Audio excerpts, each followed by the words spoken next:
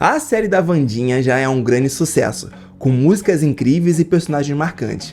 Mas o que pouca gente se ligou é que alguns atos que ela praticou nessa série Netflix poderiam trazer várias consequências caso a adolescente fosse julgada pela justiça.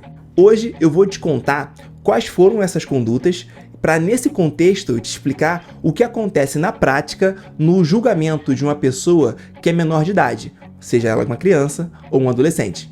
Vem comigo!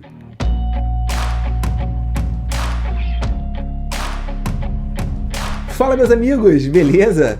Se essa é a sua primeira vez aqui no canal, seja muito bem-vindo. Eu sou o Rodrigo, ali atrás da câmera tá a Mônica, minha esposa, e esse é o Direito com Limão, o nosso canal de educação jurídica popular que tenta te explicar direitos e deveres com simplicidade, leveza e bom humor. Galera, se você esteve pela internet nas últimas semanas, provavelmente você já ouviu falar na Wandinha, a mais nova série da Netflix sobre essa icônica personagem da família Addams. Essa série de fantasia, bem parecida com uma Harry Potter, diga-se de passagem, é estrelada pela atriz Jenna Ortega e já chegou com tudo, se tornando um grande sucesso antes mesmo de ser lançada. Para aqueles que ainda não viram a série, a Wandinha é uma jovem muito inteligente, obstinada, com uma pele um pouco pálida, cabelos escuros e um ar um tanto quanto sombrio.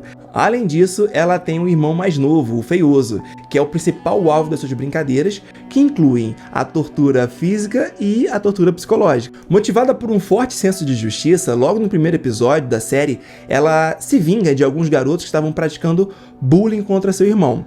E a forma que ela escolhe para lidar com a situação é um tanto quanto inusitada.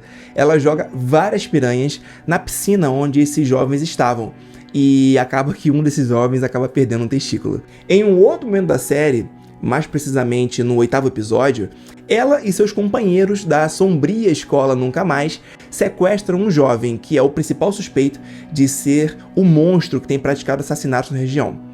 Acontece que, em certo momento, já no cativeiro, ela começa a torturá-lo com choques elétricos e com instrumentos cortantes. Mas a pergunta que a Mônica e eu ficamos nos fazendo durante esse episódio foi a seguinte: o que aconteceria com a Wandinha se de fato ela fosse apreendida e julgada por esses atos aqui no Brasil? Foi nesse contexto que nós achamos que seria interessante utilizar essa série, para poder explicar para vocês os principais pontos relacionados ao funcionamento de um julgamento criminal de uma pessoa menor de idade, seja ela uma criança ou adolescente, isso do ponto de vista prático da coisa. Então, se vocês curtiram essa ideia, eu peço que vocês fiquem até o final, porque nós vamos passar agora para a parte jurídica desse vídeo. E aí, estão prontos? Pessoal, logo agora no início, eu preciso passar para vocês alguns conceitos básicos que vão ser muito importantes para o entendimento desse assunto. O que a lei entende como criança, como adolescente e, principalmente, como é que funciona o modelo de responsabilização criminal que foi adotado aqui no Brasil. Para isso, a gente vai explorar alguns conceitos trazidos pela Constituição e pelo Estatuto da Criança e do Adolescente, que é o famigerado ECA. De forma objetiva, a lei brasileira entende como criança aquelas pessoas que têm 11 anos para baixo. Adolescentes já são aquelas pessoas que têm de 12 a 17 e jovem quem tem de 18 a 20. Isso é relevante porque, a depender da idade da pessoa que praticou o ato criminoso, ela será julgada e punida de diferentes maneiras. Um ponto importante é que, se a pessoa tem menos de 18 anos no Brasil, ela não é considerada como plenamente capaz a ponto de poder responder por um crime, mas apenas por um ato infracional. Isso significa que tanto o seu julgamento quanto a sua punição, eles serão diferentes daquilo que acontece com uma pessoa maior de idade, justamente pelo princípio da proteção integral, que considera o menor de idade como uma pessoa em processo de desenvolvimento biopsicossocial, o que faz com que a lei sirva não apenas para a proteção da sociedade, mas principalmente para tutelar a proteção e os interesses da criança e do adolescente. Mas vamos ao que importa. Caso uma criança pratique um ato que corresponda a um crime, como por exemplo um furto, um tráfico ou mesmo um homicídio, que daqui para frente a gente vai chamar de ato infracional, ela poderá ser apreendida e encaminhada à delegacia de polícia, que imediatamente acionará o conselho tutelar para verificar as condições sociais em que aquela criança está inserida. Independente do ato infracional praticado, o menor que no caso é a criança, ela vai ser entregue aos seus responsáveis mediante assinatura de um termo de compromisso. E isso considerando que a criança ela não esteja numa situação de risco em razão da conduta dos seus próprios responsáveis. Esse expediente ele vai ser direcionado ao Ministério Público, que vai apresentar um pedido de aplicação de medida protetiva, que a gente chama aqui na Justiça de PAMP.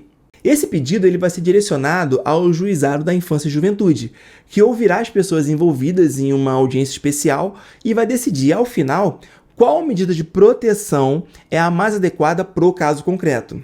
Dentre as diversas medidas de proteção que o ECA ele relaciona, a que a gente mais vê na prática são a escolarização obrigatória, o acompanhamento da criança pelo CAPS do município e, em último caso, quando tem uma situação de risco para a criança, o seu abrigamento institucional.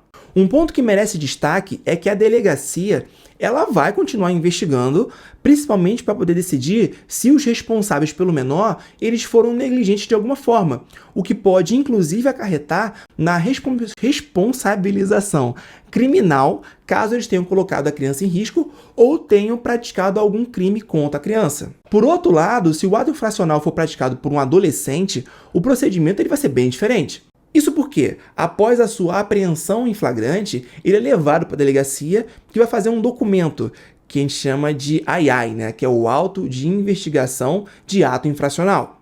Da delegacia, ele vai ser encaminhado ao Juízo da Infância e Juventude e também ao Ministério Público, que vai realizar uma oitiva informal do menor e de seus responsáveis para decidir se o adolescente ele pode ser entregue aos seus responsáveis ou se ele vai fazer, o promotor, uma representação pela sua internação provisória. Essa informação é relevante porque se o adolescente for entregue aos seus responsáveis, ou seja, se ele estiver solto, o juízo da infância ele vai marcar 2 audiências. A primeira audiência é a audiência de apresentação, onde vai ser realizada a oitiva do adolescente. Ao passo que, em um segundo momento, numa segunda audiência, que a gente chama de audiência de continuação, serão colhidos os depoimentos das demais pessoas envolvidas nesse ato infracional, normalmente a vítima e as testemunhas. Já se o menor tiver apreendido, a gente só vai ter uma audiência, justamente porque a sua internação provisória ela não pode durar mais do que 45 dias. Esse procedimento é propositalmente rápido, justamente para atender o que determina o princípio do imediatismo que está previsto lá no ECA, de modo que a punição possa ser aplicada o mais próximo possível do ato infracional, da data do ato infracional, de maneira que o caráter pedagógico da medida socioeducativa ele seja observado. E por falar em punição, o adolescente ele pode ser punido de várias formas diferentes, a depender se a conduta ela foi praticada com violência ou grave ameaça e se ele já teve alguma passagem pelo juízo da infância. E apenas para deixar registrado, o adolescente ele pode ser punido com uma advertência, a reparar o dano, a uma liberdade assistida, a prestação de serviços da comunidade, a uma semi-liberdade ou, em último caso, para os casos mais graves, a sua internação pelo prazo de até 3 anos. Pessoal, abrindo um parêntese, considerando que esse é um canal colaborativo, ou seja, que a definição dos temas levam muito em consideração a opinião e a sugestão de vocês, mandem aqui nos comentários ou mesmo lá no nosso Instagram, dizendo se vocês querem, se vocês têm interesse, que a gente faça um vídeo específico sobre essas punições, como funciona isso na prática, beleza? Finalizando, para que uma pessoa seja considerada menor de idade e esses procedimentos que eu acabei de explicar possam de fato ocorrer, a lei determina que a idade da pessoa ela vai ser considerada na data do fato. Isso significa que uma pessoa ela pode ter praticado um fato ainda quando adolescente, com seus 17 anos, 11 meses e 29 dias, mas que o julgamento e a punição só ocorra depois que ele tenha atingido a sua maioridade, o que possibilita que um jovem de 20 anos ainda esteja cumprindo uma medida socioeducativa.